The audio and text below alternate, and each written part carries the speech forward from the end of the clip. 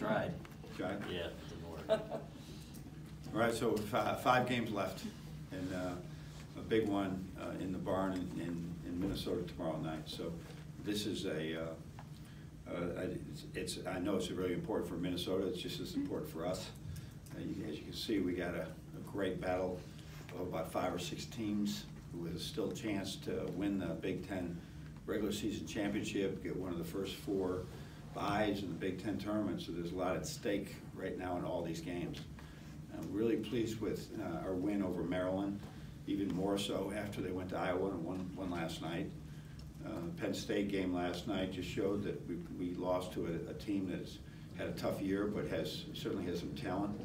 And it's a great time right now in the Big Ten. We got all these teams, 7, 8, 9, that were all trying to get in the Big Ten tournament.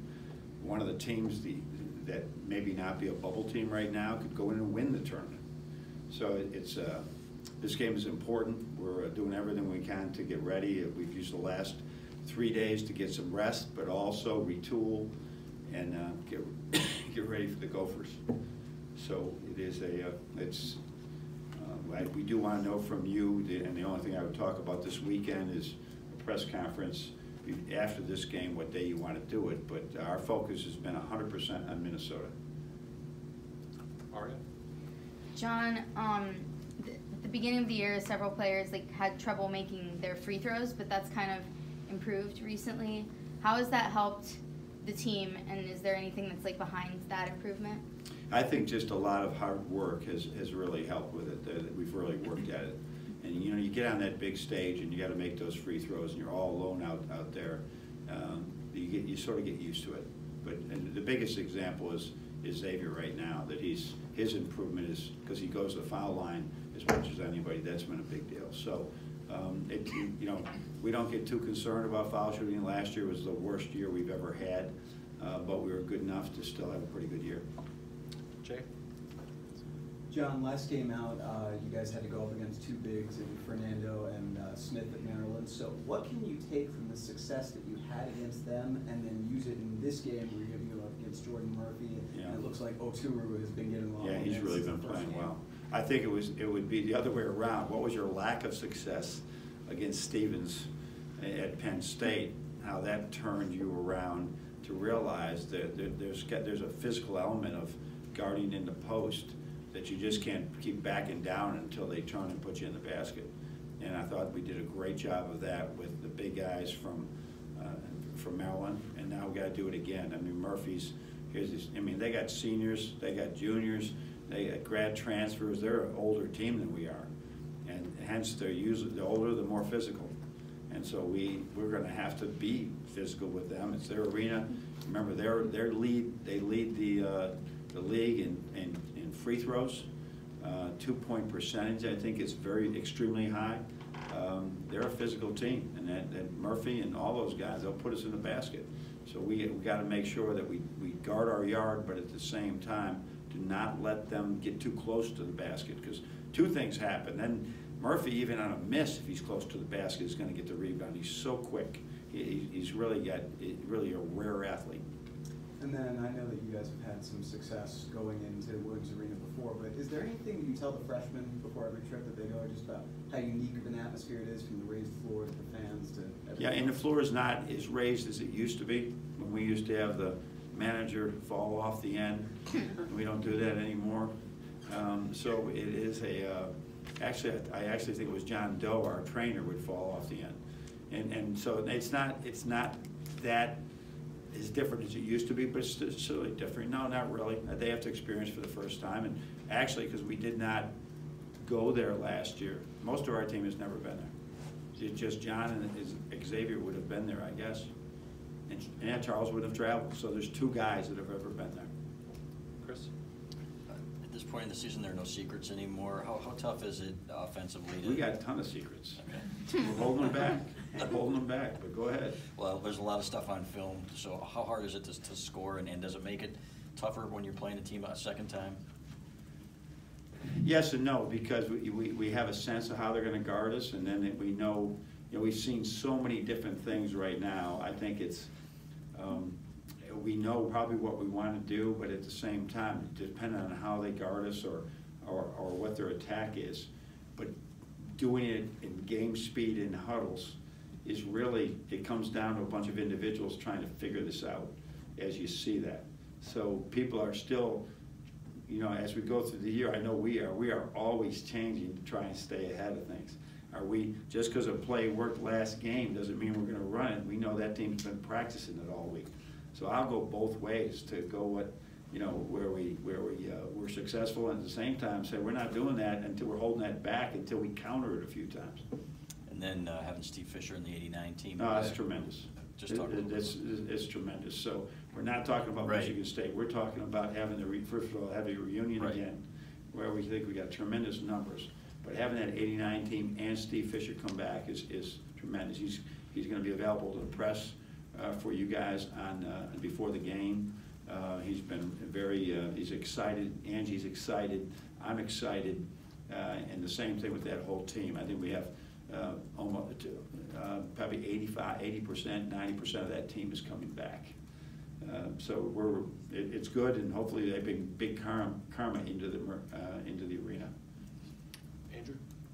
Coach, you've got 3 starters, I guess, several players overall maybe more known for their defense than their offense.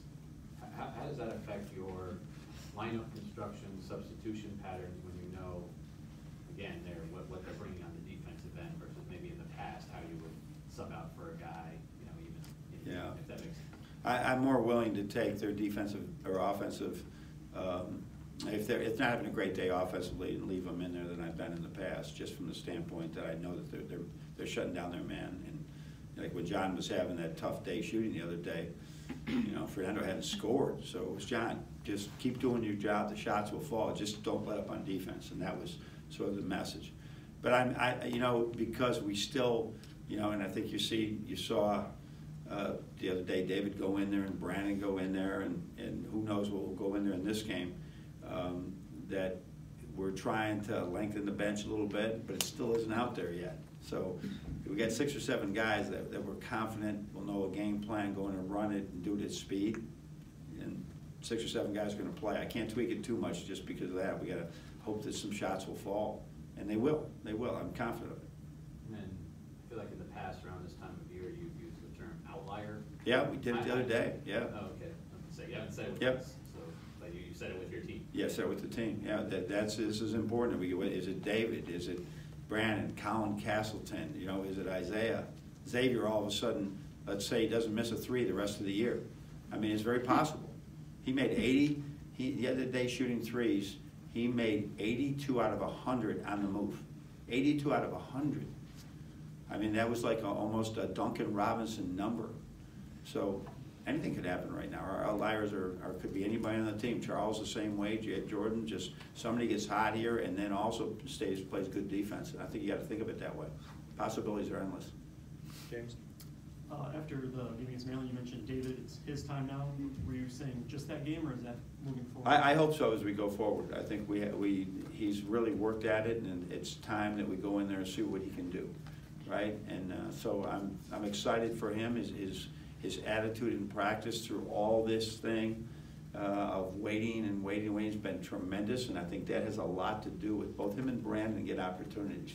They haven't sulked, they just keep coming back, and they know where their weaknesses were, and they've been working on them, and they're still not going to be mistake-free, but they're right now we do have to give people rest, even if it's, you know, there's 8:50 on the clock, and we have a media coming up at 8, if it's 50 seconds, it's 50 seconds I might not have trusted earlier in the year.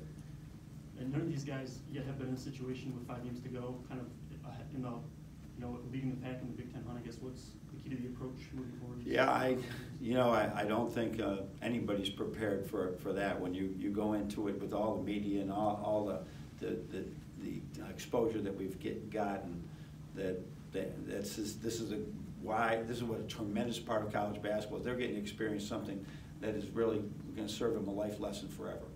And so they just day by day, let's just keep better, and all of a sudden these games just roll right by, right? So we have a tough stretch here in these last games, and the only thing we can control is today. All right. I believe Jordan is shooting 28% on threes over the past 10 games. How do you get him back on the right track here?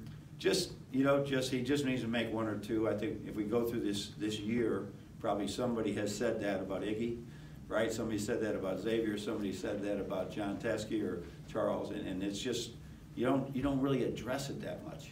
You just say, hey, they're going to start falling. Just make sure you're taking good shots. And I think his shot selection the last couple of games has been good. The last game was good. I know he'd like to have some back from the Penn State game. So when he's open, he's going to shoot them in. He did yesterday in practice like crazy, so he looked like his old self yesterday. I think you mentioned earlier that he was taking too many deep threes. Has that changed? Yeah.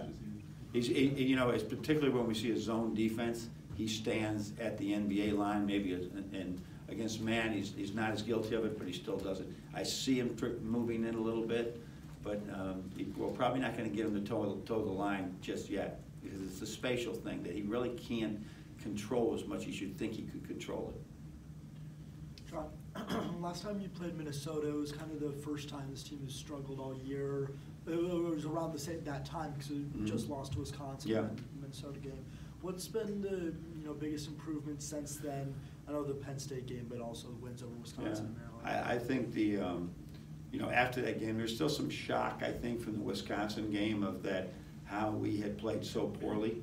I think this was a game we shot 33%. We did have some good looks at times. We couldn't make them, and then we didn't do enough. We had some carryover from the Wisconsin game, and it wasn't good carryover. So I think over time they've sort of become more resilient. That okay, the loss did make us better because we did see how it resulted in a win here or a win there, and so it is it's part of the whole experience of them understanding that losses don't kill you and you can grow from them. Back right with Zach. Sorry for another three-point shooting question. I think the team is 31% since December. Do you change the offense knowing maybe it's more than just a couple games here and there, or how much do you tell them work inside or get easier shots for you? Yeah, I think that if we still have an open three, we're gonna take it. I don't care who it is, we're gonna take it. I don't think you can change that way because people are playing us that way.